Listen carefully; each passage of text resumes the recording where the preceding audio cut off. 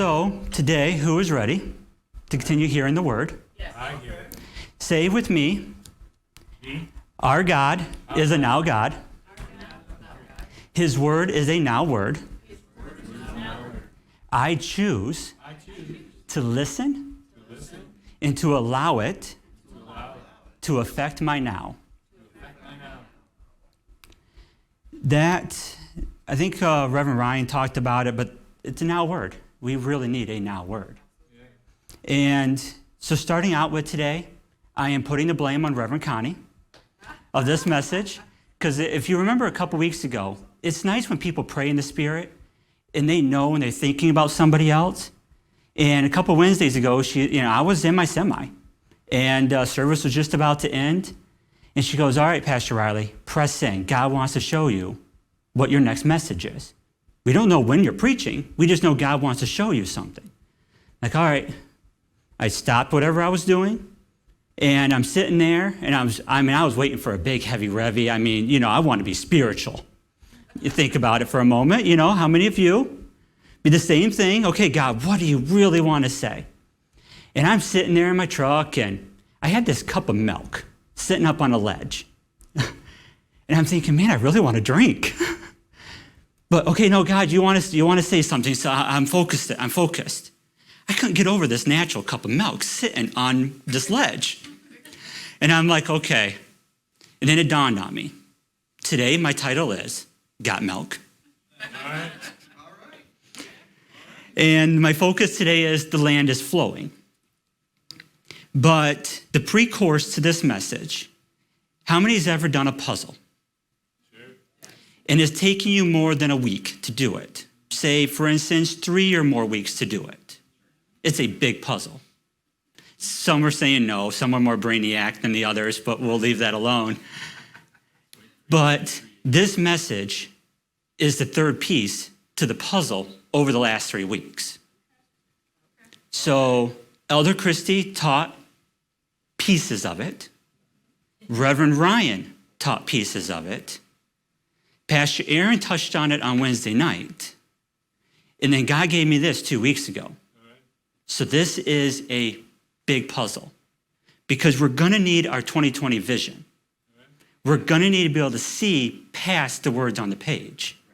We're going to have to be able to piece some things together, what's going on in our lives compared to what was going on in this story's life. It's time to hold up the mirror and say, okay, God, what have you really been saying?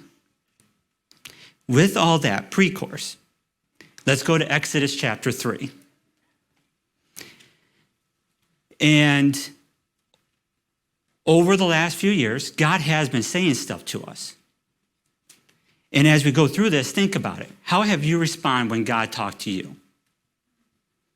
I believe God has done something in all of our lives. So how have you responded? In Exodus chapter 3, we're going to go through 1 through 8. In verse 1 says, now Moses was tending the flock of Jethro, his father-in-law, the priest of Midian. Moses was just living everyday life. He was getting up, he was going to work every day, he had a family. But then all of a sudden God says, all right, now Moses, it's going to be time for you to fulfill your God-given destiny. Reverend Ryan did talk on that last week. And as the verse continues, it says, and he led the flock to the back of the desert and came to Horeb, the mountain of God. And the angel of the Lord appeared to him in a flame of fire from the midst of a bush. So he looked, and behold, the bush was burning with fire, but the bush was not consumed. Then Moses said, I will now turn aside and see this great sight, why the bush does not burn. What happens when God got your attention? Have you stopped what you were doing in the natural? Are you willing to lay down your daily job? Are you willing to lay down your family for a moment to see what God wanted to say? And I thought about this place. How many people have left? How many people ran? How many people chose to do something else? But if a sign of God was not here, why are they always drawn back in most cases? Because this is a correlation between what happened in Moses' life and what's happening in ours. God spoke to all of us. how many times has he got you to come back to where you've seen the sign?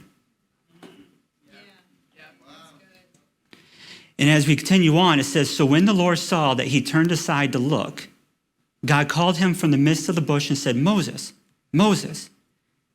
Moses responded, good. He says, here I am.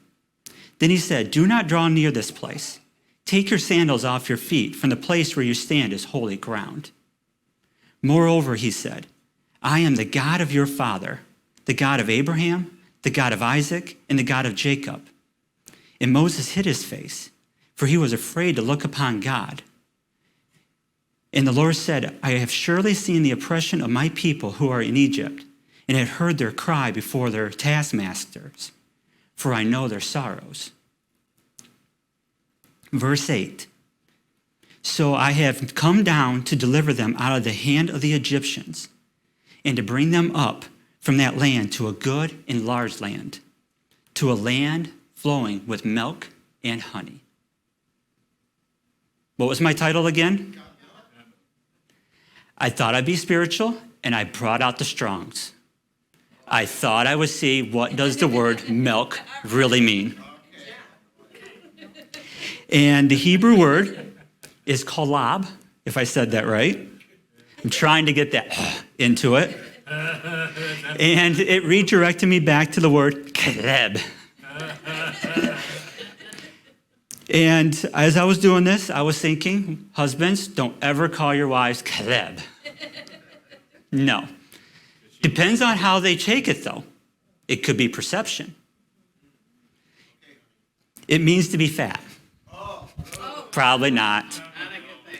It could be literally, or it could be figuratively. It's the richest. It is the choice, the best, the finest. Sorry, I had to throw a little humor into this. It's Caleb. So C-H-E-L-E-B. So I'm here to tell you today, God is saying that he's called us to be to the best. Reverend Ryan preached on it last week. It is a time of the beginning. We have a God-given destiny. From the beginning, God already had us in his mind. And God is preparing us for his outpouring. And he's called us to be a kingdom of priests, which, I don't know, I think that's better than living a normal life. Is that better? Is that got milk? So my question today is, what's your purpose? What does your land flowing with milk and honey actually look like? Because God says that it's the best and it's filled with full of opportunities. It's not just skim milk. Those who drink it, that's up to you. I've been told I need to go to almond milk, and it has done wonders. How they get milk from almonds, who knows? But I like it better. Yeah. Sorry. So in the natural, when things are happening in the spiritual, do you see things happen in the natural too? If your eyes are open, there really is, in the day we're living in, there is tons of opportunities. Life is abundant right now, if our eyes are open to it.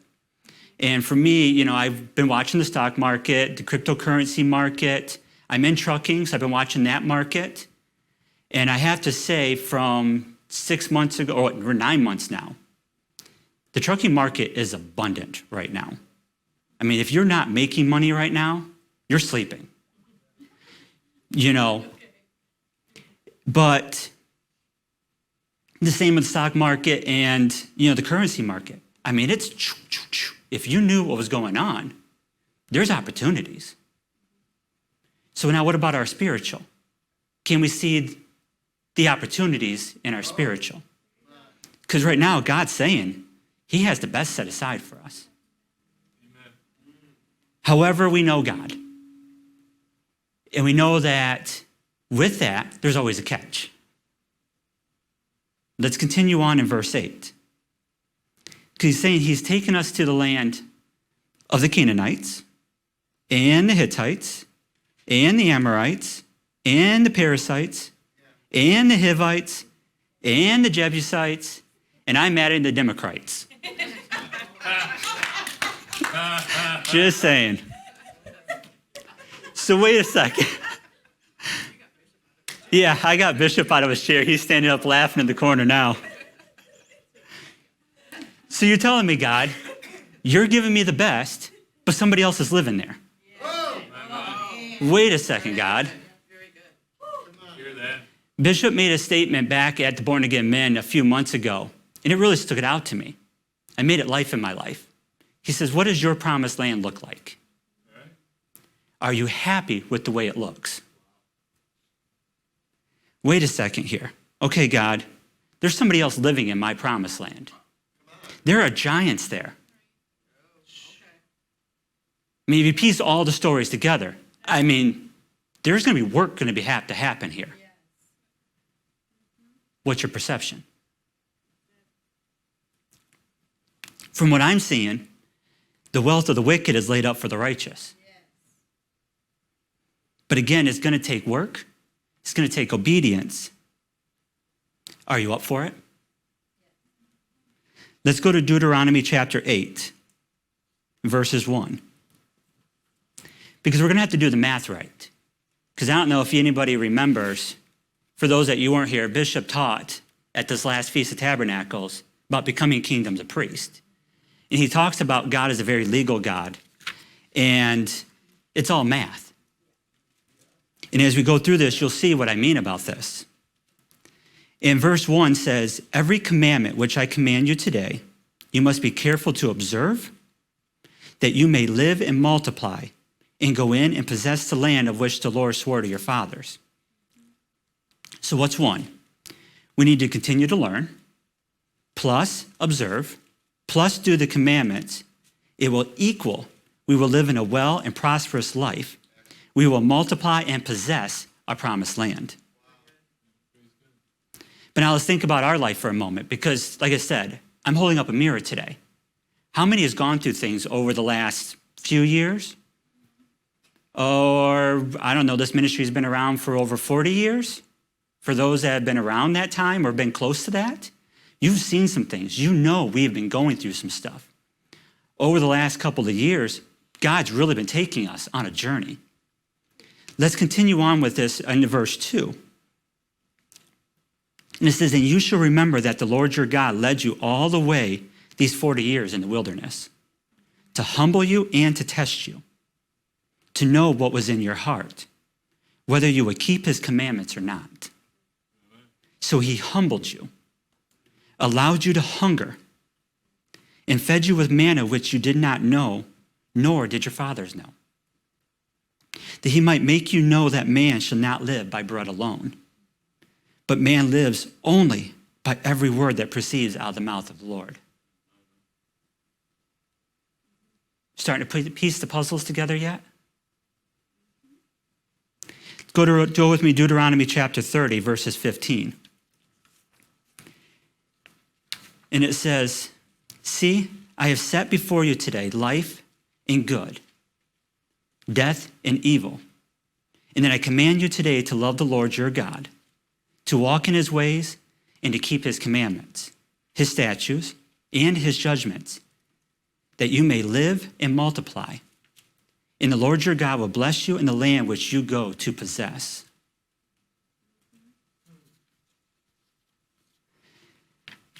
This last Sabbath teaching on Friday was about fighting. We have to press forward because God's either humbling us, testing us, because he wants to know what we're going to do. And if we look over the last few years of what God's been doing in all of our lives, for those that have been here and those that are new today, I mean, think about what has your life done over the last few years? What has God led you today, to today? You're here today to hear that God has a promised land for you. He has a destiny for you.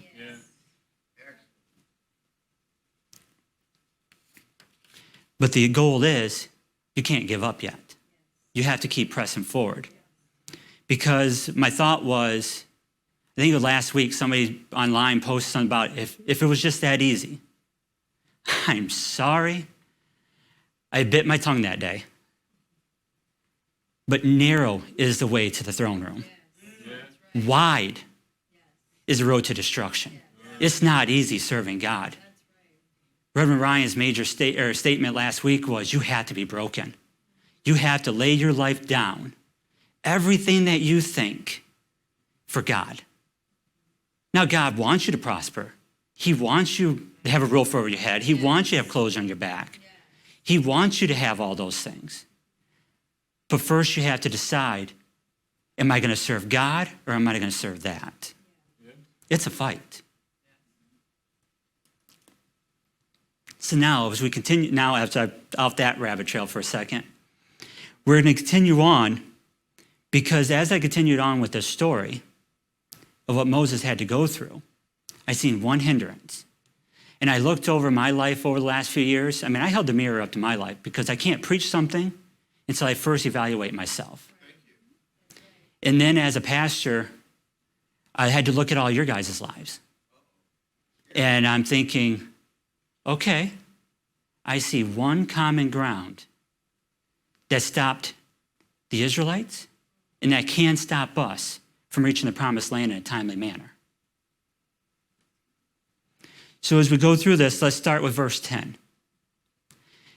And it says, "Come now, therefore, and I will send you to Pharaoh, that you may bring my people, the children of Israel, out of Egypt." Sorry, Exodus chapter 3, verse 10. I apologize. I left that part out of my notes. Yeah. And thank you guys for asking. No, it's T. So what happened? God has just given Moses instructions. He has just laid out a plan and a purpose for his life. How many times did God lay out a plan and a purpose for our lives?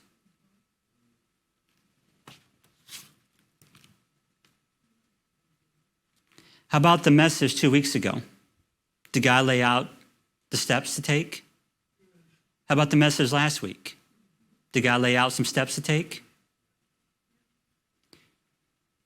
Verse 11, God, after God called to Moses and gave him this wonderful word, what's the first thing that Moses did?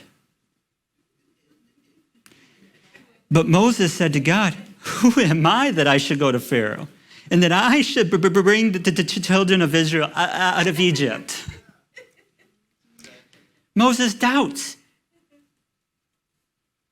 And as we go through this, Moses either doubts himself, he doubts God, or the Israelites, the children of God, either doubted Moses or they doubted God. So we're going to summarize really quick chapters 3 through chapter 7. You ready? Right after this, Moses doubted. It takes God 10 more verses 12 through 22, to reassure him, give him more instructions. And God says, "Hey, Moses, I'll be with you. Hey, Bam, I'll be with you." Then Moses, of course, smart guy that he is, he asks a question. God says, "I am who I am." Then he continued laying out what's going to happen when Moses gets to Egypt. Now we're going to chapter 4. Pretty quick, I think. Then Moses answered and said, but suppose they won't believe me or listen to my voice. Suppose they say the Lord has not appeared to you.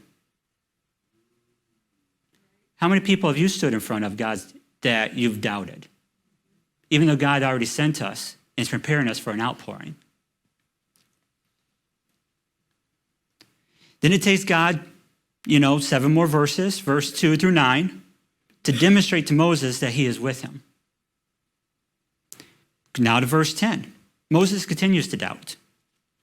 Then Moses said to the Lord, "O my Lord, I'm not elegant, neither before nor since you have spoken to your servant.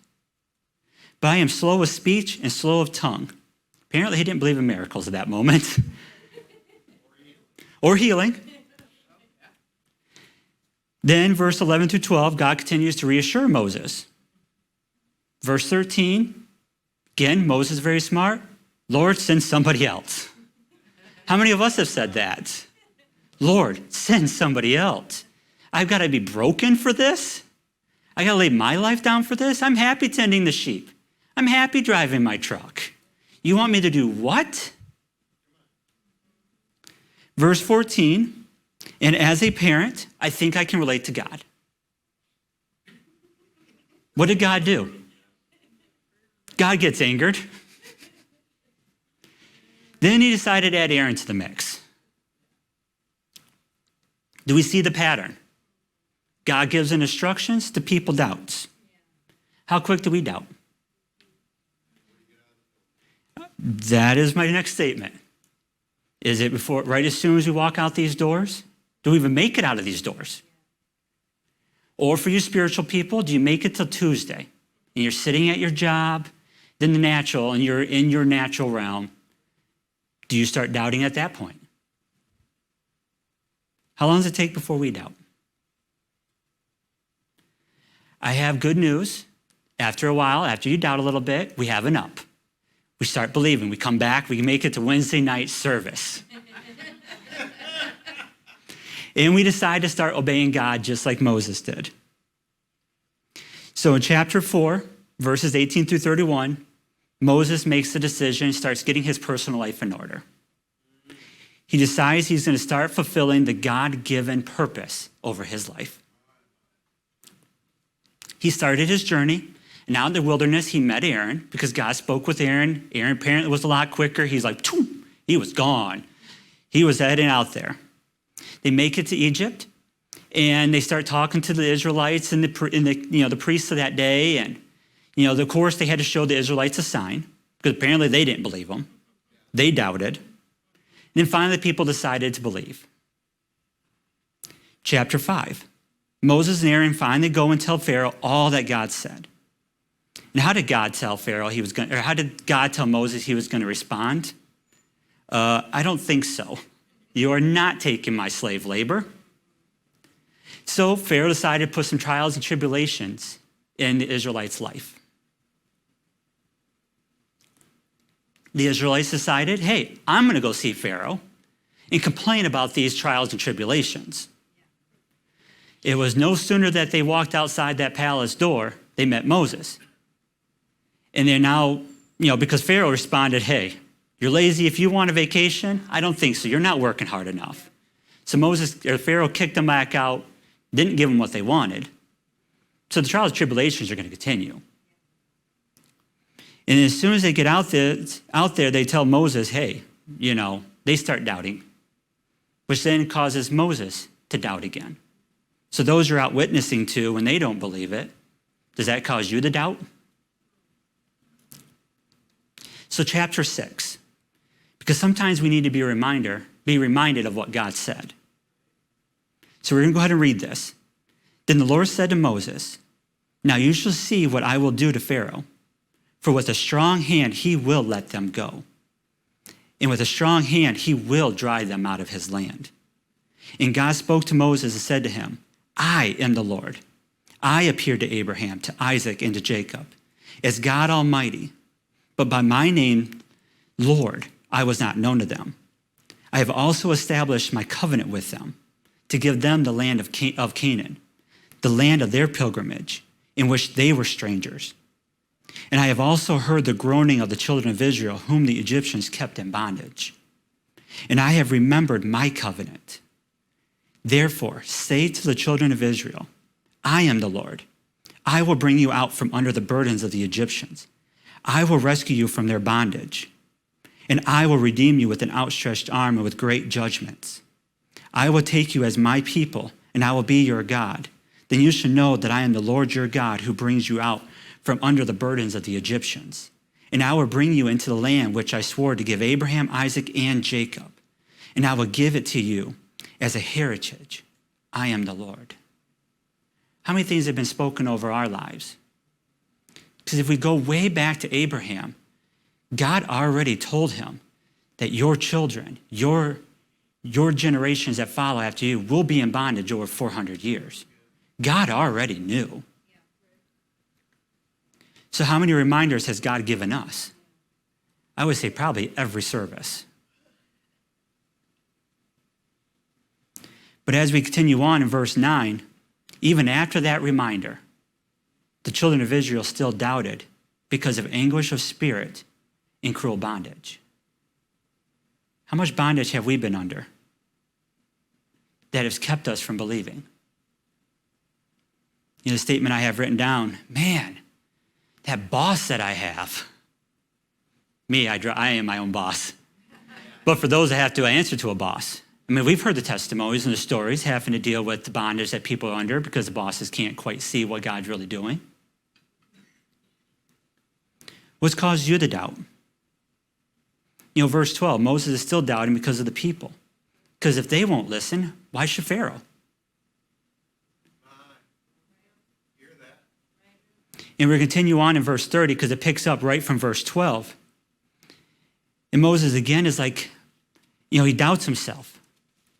Even after all this you've done, God, I still doubt myself because I still stutter. I'm still of uncircumcised lips. I still can't talk correctly. But we finally make it to Elder Christie's message in chapter 7.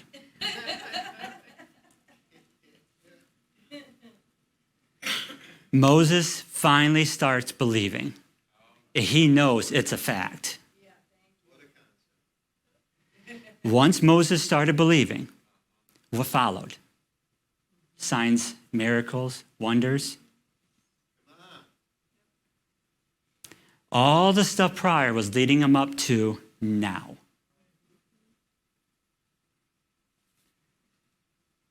So how many times we found ourselves believing, then doubting? I found myself, wasn't but a few weeks ago, leading up to, and all of a sudden I see my message on the pulpit schedule. I'm thinking, oh God, I don't talk well. I don't want to do this. I really need a word from you. I doubted. But I've had an up. After preparing the message yesterday, I had an up.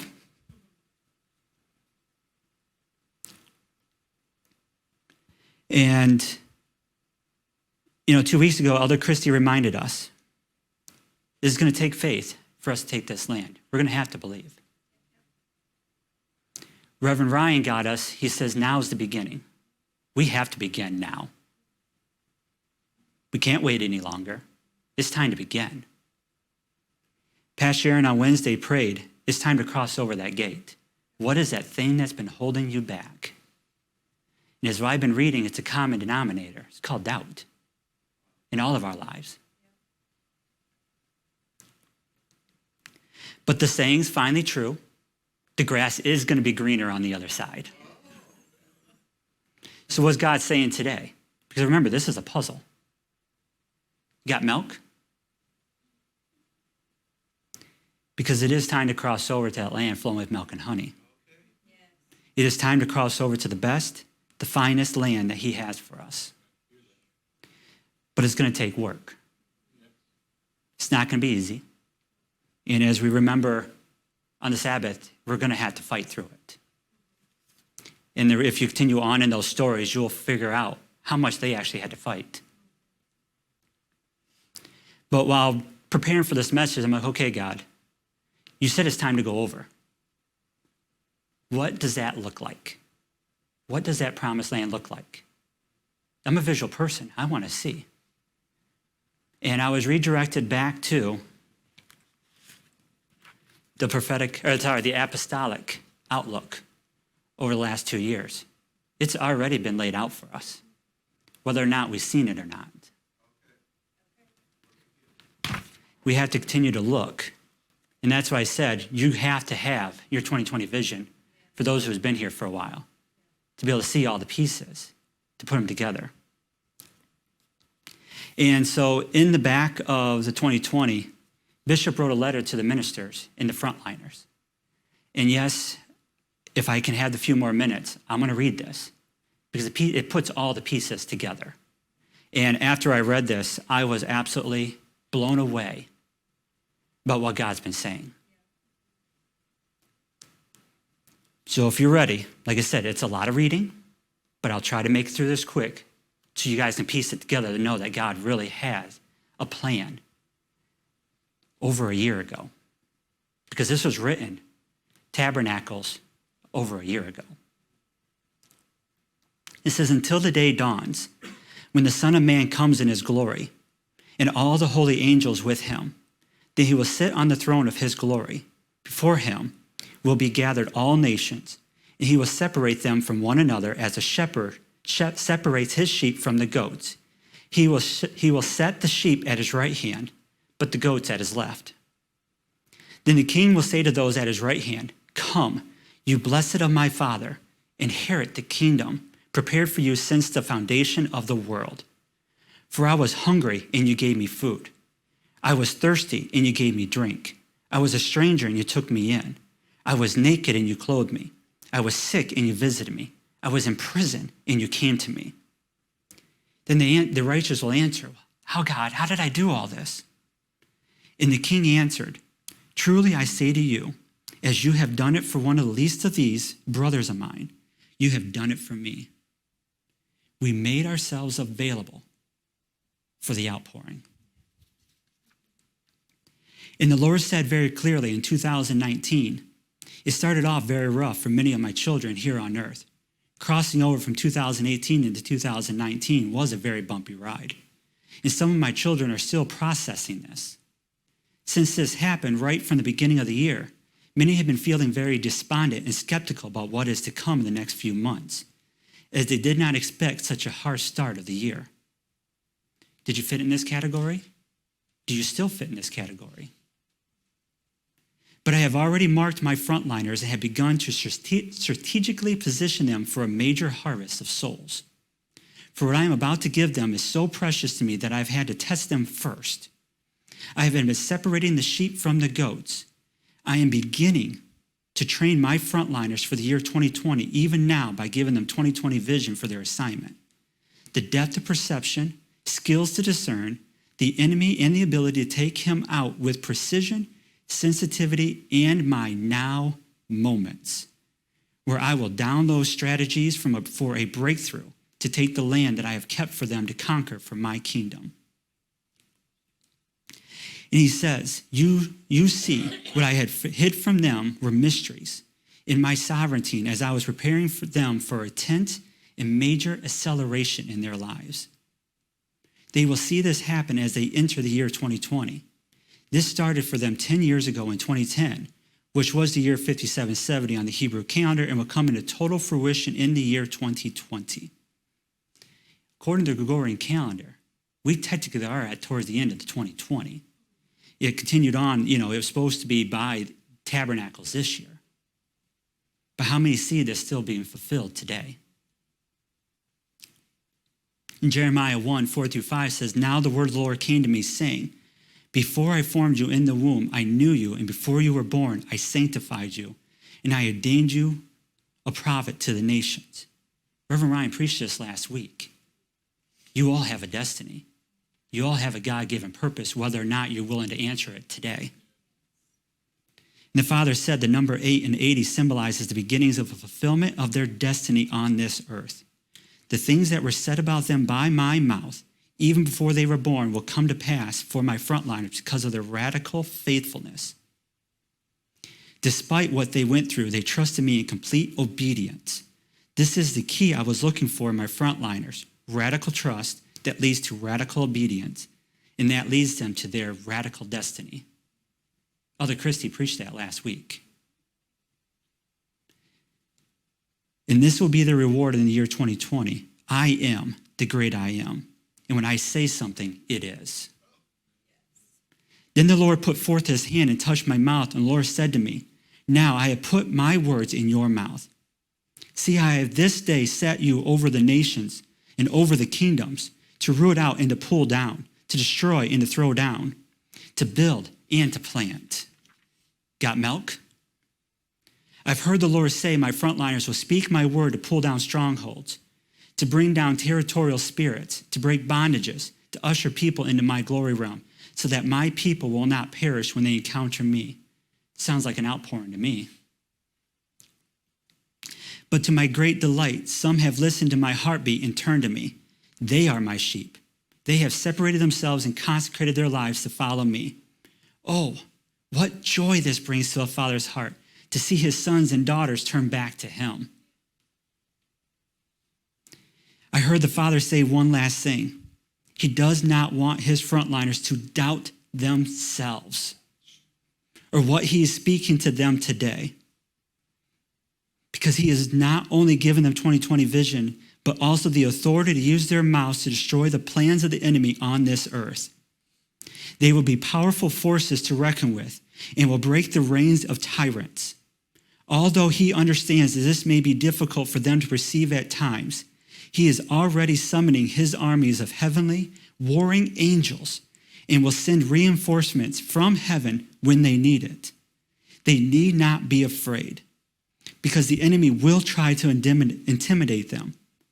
But the minute they see and speak what the Father has told them to speak, at that very moment, the war will be won even before it begins. This is how powerful their words are going to be. Then Moses said to the Lord, "Oh, my Lord, but I'm not elegant. Neither before nor since you have spoken to your servant. But I am slow of speech and slow of tongue." But the Lord said to him, the Lord says to you today, who has made man's mouth? Or who made the dumb, or deaf, or the seeing, or the blind? Have not I, the Lord? Now therefore go, and I will be your mouth, and teach you what you must say. Moses felt unsure of himself to go to Pharaoh. So the Lord provided him a substitute. However, I heard the Father say, I will be with them like I was with Moses. The only difference is you will not need a substitute. I will send them. They will go and they will conquer because I will go before them and cover them from behind. I am their Father, and I will not leave or forsake them as they go to war for my purpose and my kingdom's sake. So ponder these words, reflect, and meditate, because this is the destiny word for his frontliners. It is his sheep he is separating to receive the inheritance. Reverend Ryan talked about that last week. They had been longing and waiting for all their lives as they enter the year 2020 and launch into their destiny. It is beginning. Watch for it as this is good news, says the Father. Can you see today? What's God been saying? Today's the day. Got milk? It's time for us to cross over into that promised land. It's time for us to rise up and fulfill that God-given destiny that he has given us. So today, Father, here we are. We say yes to what you have, the mission that you have put over this ministry. We say yes to the mission on our individual lives. We ask for forgiveness for doubting ourselves, for doubting the God that's in us, because we know it is only you, the I am, that could take us to fulfill that destiny that you have for each of our lives. Father, it's only you that has been testing us and putting the trials and tribulations in front of us so that we know we are ready for your outpouring. Because it's only you that's going to soften people's hearts. All we can do is speak what you ask us to speak. I only do as I see my Father do. I only speak what I see my Father speak. So, Father, here we are today. We say yes.